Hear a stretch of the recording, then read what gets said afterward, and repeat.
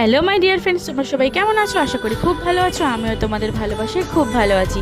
তো আমি তো তোমাদেরকে আগের ভিডিওতে দেখিয়েছিলাম যে আমরা বিয়েবাড়ি যাওয়ার জন্য বেরিয়ে পড়েছি। তো এখনও আমরা আমাদের গন্তব্যস্থলে ঠিকঠাকভাবে পৌঁছে উঠতেই পারিনি, কারণ আমাদের বিয়েবাড়িটা অনেকটাই দূরে। তো দেখো, আমরা ক্যানিংয়ের ধামাখালি ঘাট থেকে নৌকাতে উঠে আমরা তুষখালি ঘাটে নেমেছিলাম।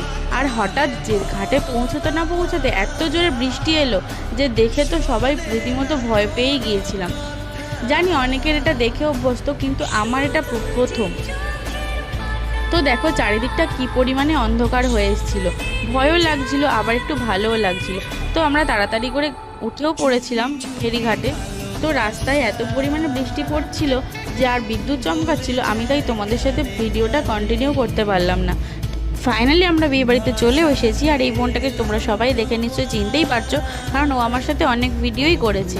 আর ওর যে বর, সেও আমাদের বন্ধু। আর এই বোন